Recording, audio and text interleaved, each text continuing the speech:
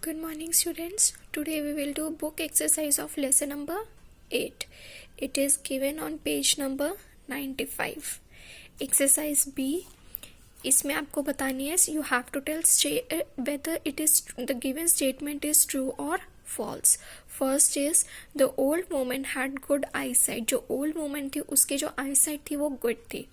That is false ना, ये गलत है क्योंकि वो तो ब्लाइंड थी, आई साइट ही नहीं थी ना, तो ये गलत है. Second, when God spoke to the old women she complained about her being poor and blind. जब गॉड ओल्ड वुमेन से फर्स्ट टाइम मिले थे तो उन्होंने ओल्ड वुमेन ने गॉड से कंप्लेन की थी कि वो ब्लाइंड क्यों है और वो पुअर है.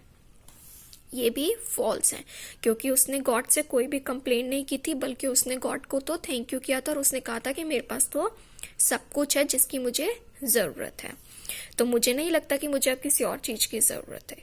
लेकिन इन्होंने तो कुछ और कहा है ना, इसलिए ये गलत है.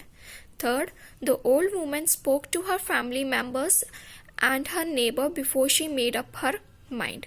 ओल्ड वुमेन जो थी उसने अपने फैमिली मेंबर्स से और अपनी नेबर से बात करी थी कि उसे गॉड से क्या मांगना चाहिए फाइनल डिसीजन लेने से पहले. इट इज ट्रू क्योंकि उसने तीनों से बात की थी, अपने सन से, डॉटर इन लॉ से और नेबर से. The old woman wanted to see her grandson drinking milk from a glass. जो ओल्ड वुमेन थी वो अपने जो ग्रैंडसन है यानी कि अपने पोते को दूध पीता हुआ देखना चाहती थी ग्लास में. यहाँ तक तो ठीक है कि वो दूध पीते हुए देखना चाहती थी, लेकिन वो ग्लास नहीं था, उसमें कहा था सिल्वर बॉल में, और इन्होंने ग्लास कहा, so it is false.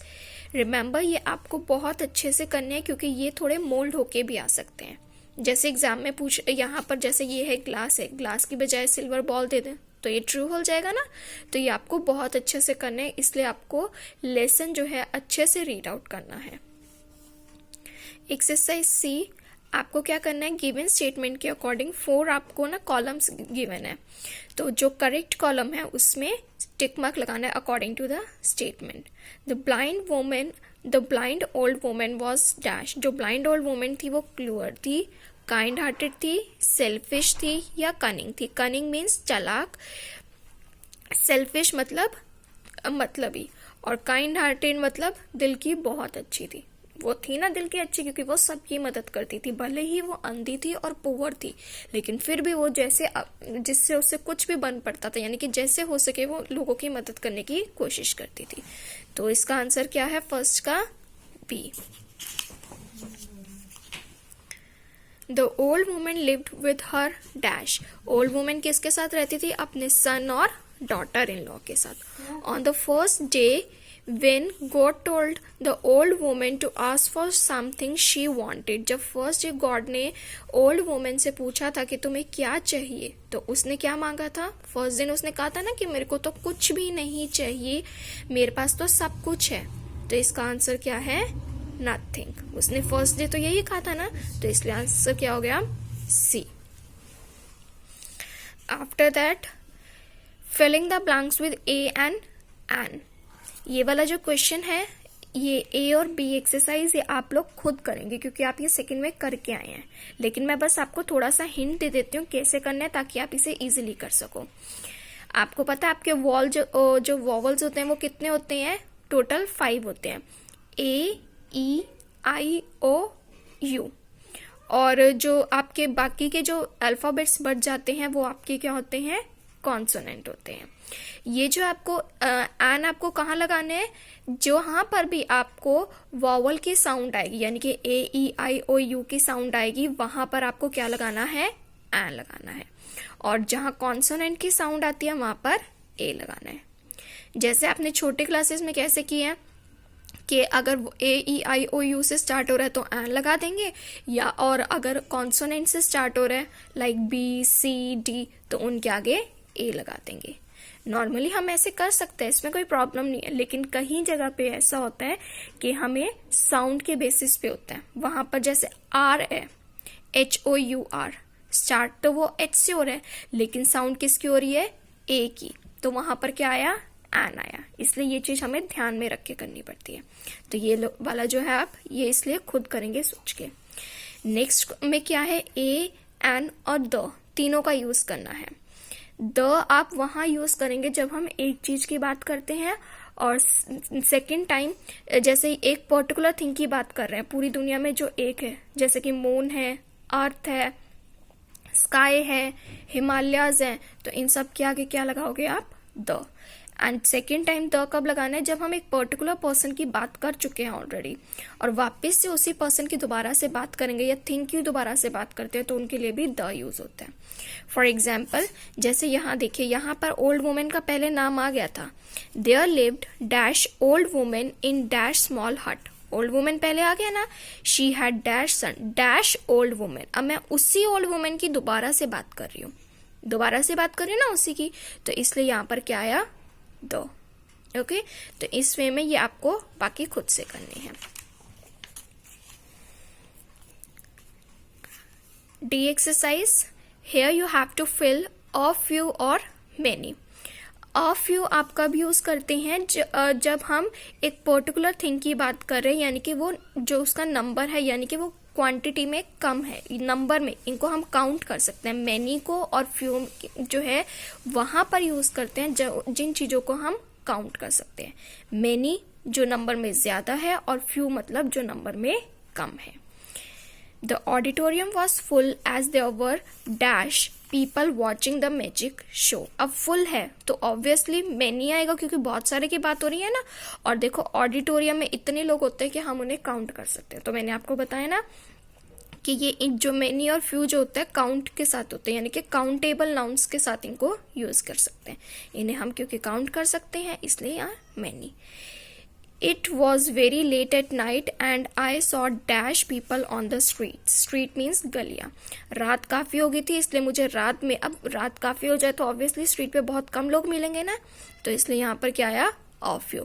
Of you में भी आप नंबर को काउंट कर सकते हो, बहुत कम, लाइक 2, 3।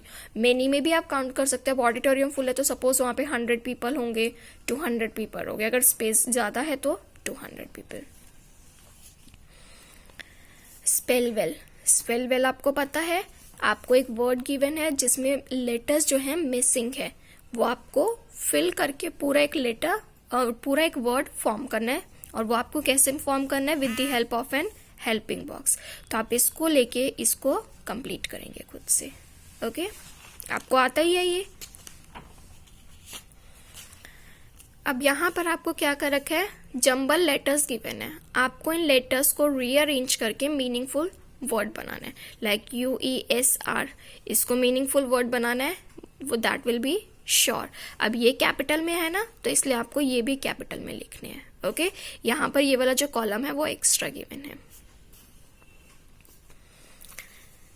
ए एक्सरसाइज, यहाँ पर भी आपको क्या करना है? इसमें भी आपके जो भी आर्टिकल्स थे, यानी कि ए एंड द जो वो आते हैं, उन पूरे आपको इसको पैसेज को रीड करना है और इसमें जो भी आर्टिकल्स गिवन है उनको सर्कल करना है। This also you can do. C exercise we will not do. Value corner, we should always do good deeds every day to benefit others, it will also bring us great joy in our life.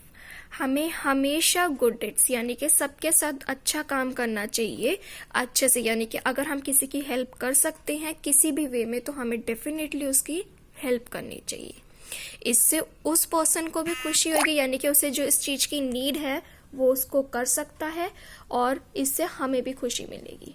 ये हमने पढ़ा है ना, अच्छा करो किसी के साथ तो आपके साथ भी अच्छा होगा। तो इसी वे में भी हमें भी दूसरों के साथ अच्छा करेंगे तो हमारे साथ भी अच्छा होगा। हमेशा कोशिश करनी कि किसी ना किसी के साथ अच्छा करे। If we pray to God what should we ask, अगर हम गॉड से प्रे करते हैं तो हमें क्या मांगना चाहिए? मनी मांगना चाहिए, विजडम मांगना चाहिए या पावर? देखिए, अगर मनी मांगेंगे तो जब आपके पास नॉलेज ही नहीं है तो उस पैसे का आप क्या करेंगे? और ना ही पावर है तो पैसा वेस्ट है। पावर है आपके पास लेकिन नॉलेज नहीं है तो उस पावर का कोई यूज नहीं रहता। और मनी का, अब पावर है आपके पास, मनी नहीं है तो आप उसका भी यूज नहीं कर सकते। पावर है लेकिन कोई काम करने के लिए पैसे तो चाहिए ना, अब पैसे ही नहीं है तो आप कुछ नहीं कर सकते। लेकिन अगर आपके पास विजडम है, विजडम यानी कि नॉलेज है, कॉमन सेंस है, तो उसके बेसिस पे आप कुछ भी कर सकते हो। उसकी बेसिस पे देखिए आप मनी अर्न कर सकते हो अपनी नॉलेज का यूज करके, एंड सेम पावर भी आ जाती है। आपके पास नॉलेज है तो आपके पास पावर है कि आप ये काम इजीली कर सकते हो। तो इसके साथ देखिए विजडम के साथ आपके पास ये दोनों चीजें आ गई, तो इसलिए आपके पास क्या होना जरूरी है, तो आप हमेशा जब भी गॉड से प्रे करें तो नॉलेज मांगे। नॉलेज के साथ मनी और पावर साथ आएंगी, लेकिन मनी के साथ ये दोनों नहीं आएंगे और पावर के साथ ये दोनों नहीं आएंगे। इसलिए विजडम मांगिए, नॉलेज मांगिए, बुद्धि यानी कि ज्ञान मांगिए, इसके साथ आपके साथ ये दोनों चीजें आ जाएंगी। Okay, so today you have to learn and you have to learn also this exercise and, और आपको क्या करना है, इसको बुक में अच्छे से करना भी है, neat and clean hand writing. Thank you.